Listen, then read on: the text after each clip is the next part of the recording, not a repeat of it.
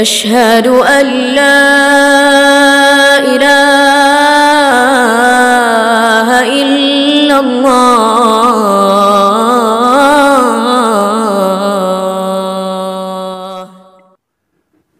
Asal muasal kunut itu ketika di awal permulaan dakwahnya Nabi.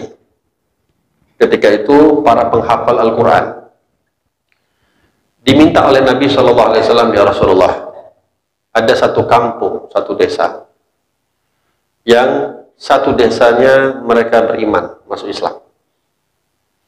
Tapi kami, ya Rasulullah, tak ada orang yang mengajarkan kami tentang ilmu-ilmu Al-Quran. Tolonglah ya Rasulullah, kirimkanlah kami untuk kami para penghafal Al-Quran.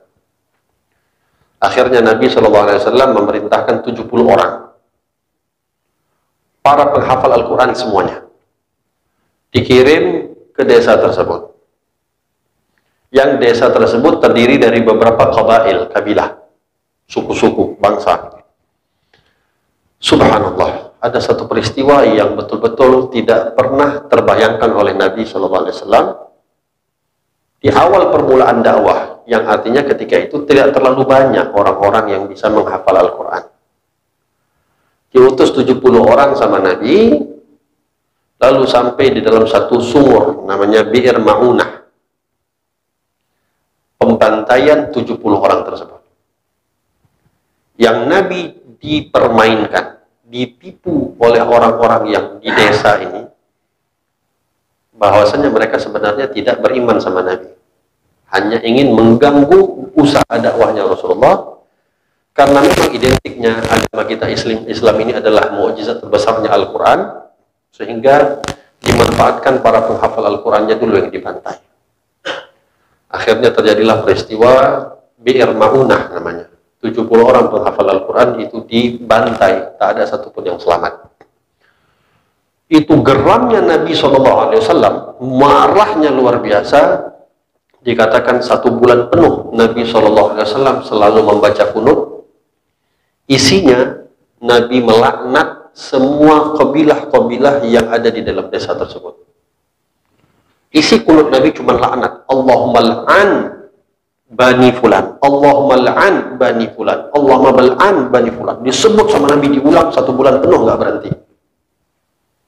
Sampai ada satu teguran Allah Subhanahu wa taala, laisa laka minal amri syai'.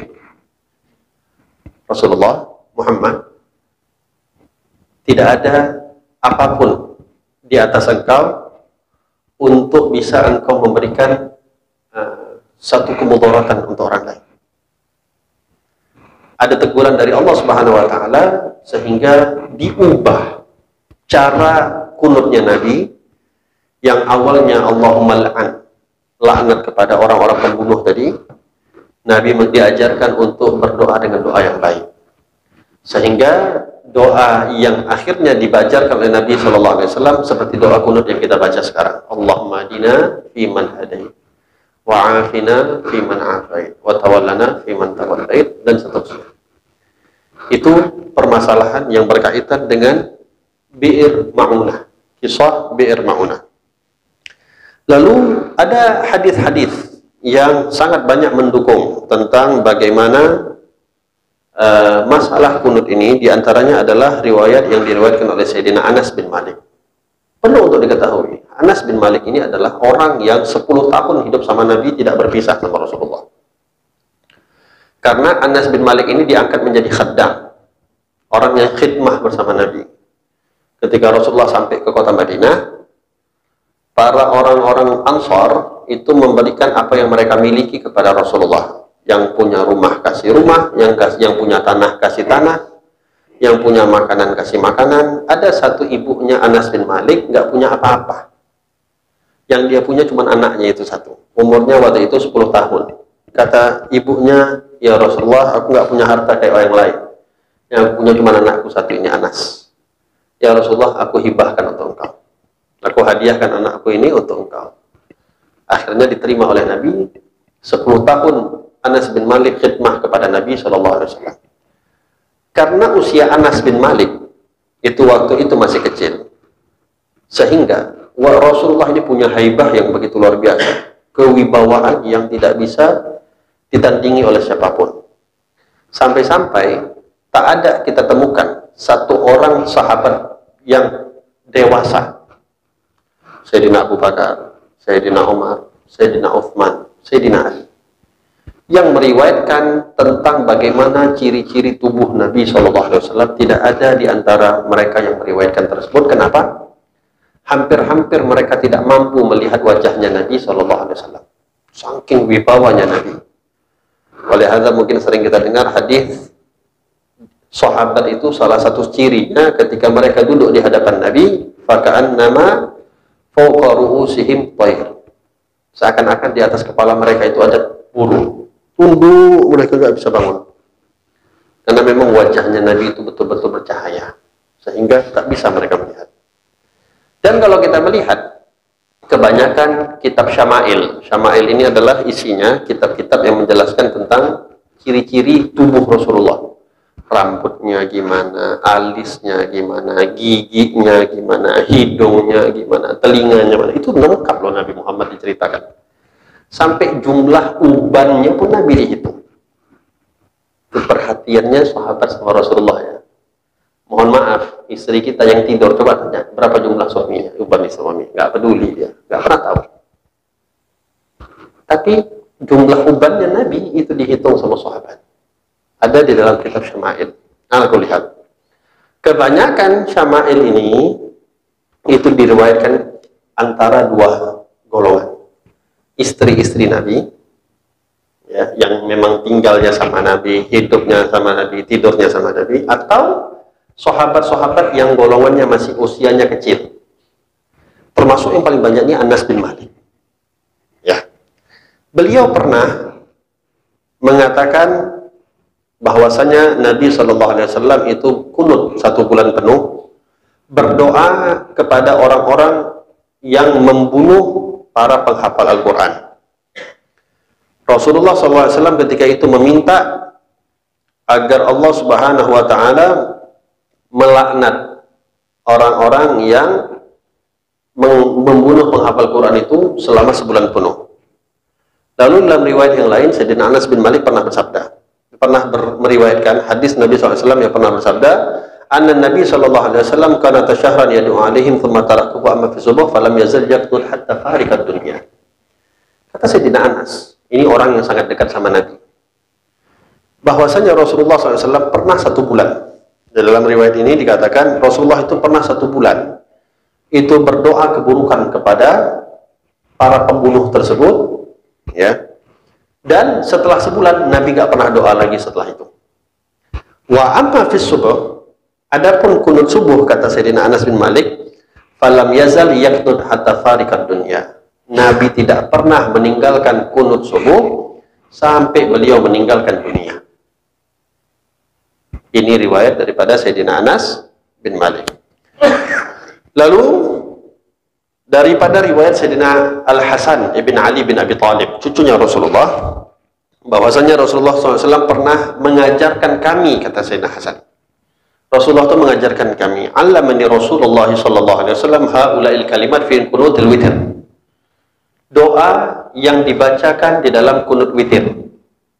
Apa doanya? Yang biasa kita baca, Allahumma hadini, seharusnya Allahumma hadini fiman hadait wa afini fiman afait. Tapi lebih baik kalau kita silahkan dengan dhamir jamak. Jadi Allahumma hadina sama-sama. Tapi kalau sendiri Allahumma hadini. Kalau rame-rame Allahumma hadina. Walaupun ulama mengatakan kalaupun sholat sendiri, sholat subuh sendiri, tetap yang lebih bagus Allahumma hadina fiman hadait, dan itu tidak menjadi masalah. Dan diambil dalil di dalam mazhab kita, khususnya dalam mazhab Imam Syafi'i, apa yang dilakukan oleh Sayyidina Umar bin Khattab. Ya, semuanya tahu Sayyidina Umar ini termasuk sahabat yang terdekat dengan Nabi SAW. Bahwasanya Sayyidina Umar bin Khattab itu senantiasa beliau membaca kunut di sholat subuh. Bimahdari minas sahabah wa ghairihim, dengan hadirnya para sahabat yang ikut sholat sama beliau, dan juga ada yang bukan sahabat, mungkin diantaranya para tabi'in. Wa bi'amali Sayyidina Ali bin Abi Thalib, yang juga Sayyidina Ali bin Abi Thalib kunut subuh, membaca kunut subuh. Wal qailun la yusannul kunut fi subuh qalu kana Rasulullah sallallahu alaihi wasallam yad'u ala nafar min Quraisy minhum Abu Sufyan fanazala bi talab fasakat. Wal gharib, di dalam kitab ini dikatakan satu hal yang aneh. Memang ada sebahagian tabi'in yang mengatakan kunut subuh itu adalah bid'ah. Ini kita ngomong dalil semua ya.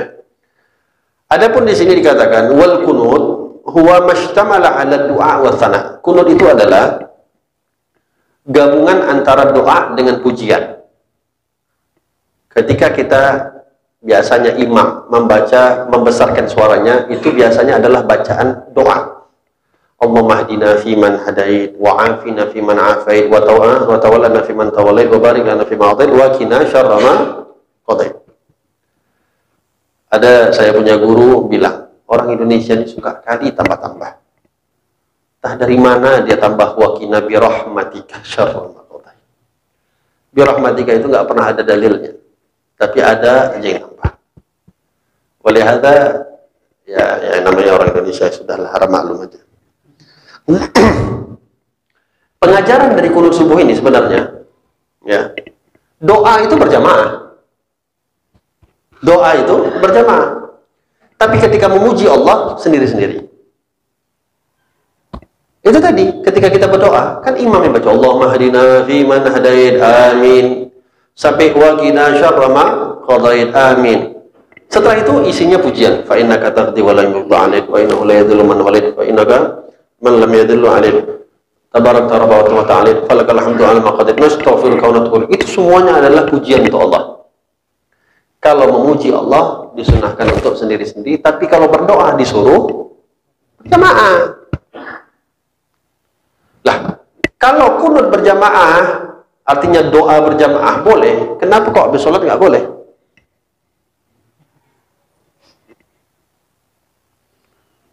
Bahkan dalam sholat pun tiap hari kita doa berjamaah. Ihdinas siratal mustaqim, siratal ladzina an'amta 'alaihim ghairil maghdubi 'alaihim waladdallin.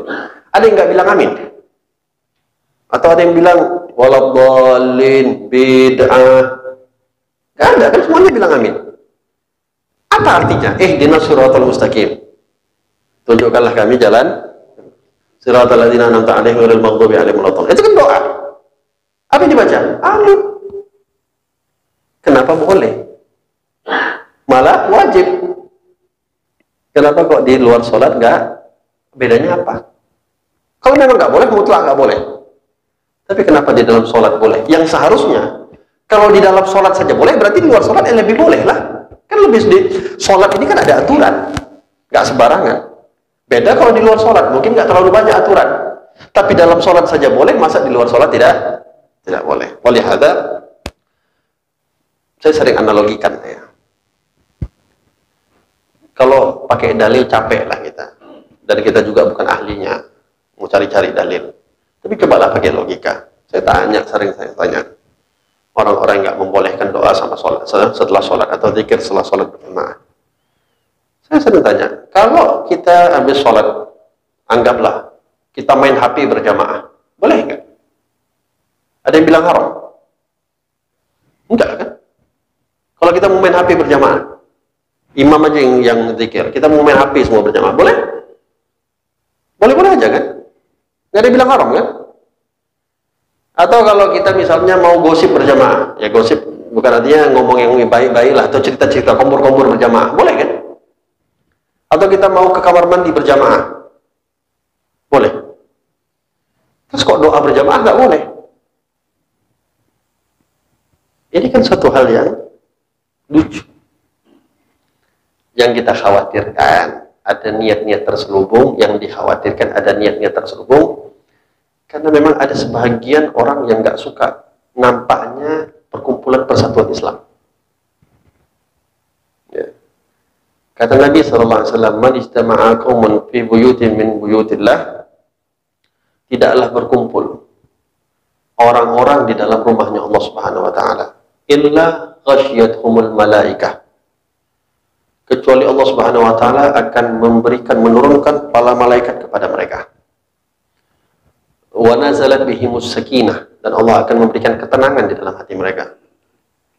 itu kan ayat-ayat atau gambaran pemberian dari Allah Subhanahu wa taala kepada orang-orang yang kumpul. Terus kalau kumpul lalu amalnya sendiri-sendiri, ngapain kumpul? Bagus di rumah. Disuruh kumpul kan supaya kita berjamaah. Makanya motif dari Sayyidina Umar bin Khattab mengumpulkan sholat tarawih secara berjamaah itu karena Sayyidina Umar itu agak gatel mata beliau, gak cocok masuk masjid di bulan Ramadan, orang sholat tarawih sama-sama sholat, tapi ada yang di ujung sana, ada yang di ujung sana, ada yang di tengah, ada yang di ujung sana, sendiri-sendiri sholatnya. Kata Sayyidina Umar, ini lucu, yang diamalkan sama tapi sendiri-sendiri, kenapa gak digabung? Akhirnya berjamaah. Sampailah dipuji sama Sayyidina Utsman, nawwarallahu qabraka ya Umar kama nawwaraka masajidana. Semoga Allah Subhanahu wa taala memberikan cahaya pada kuburmu wahai Umar. Ini dalil lagi. Orang udah mati didoain sama Sayyidina Utsman. Tapi tadi katanya doa gak sampai. Kok Sayyidina Utsman ngedoakan orang Sayyidina Umar udah masuk kubur itu? Spontan Sayyidina Utsman mendoakan Sayyidina Umar bin Khattab karena melihat masuk masjid apa yang dilakukan oleh Sayyidina Umar bin Khattab ketika itu betul-betul menjadikan cahaya tersendiri di dalam masjid kaum muslimin. Sehingga spontan Sayyidina Utsman bilang, nawwarallahu qabraka ya Umar. Semoga Allah memberikan cahaya dalam kuburmu wahai Umar. Sebagaimana engkau memberikan cahaya pada masjid-masjid kami. Ala kulli hal. Walihata, tadi kita katakan, doa berjamaah itu boleh.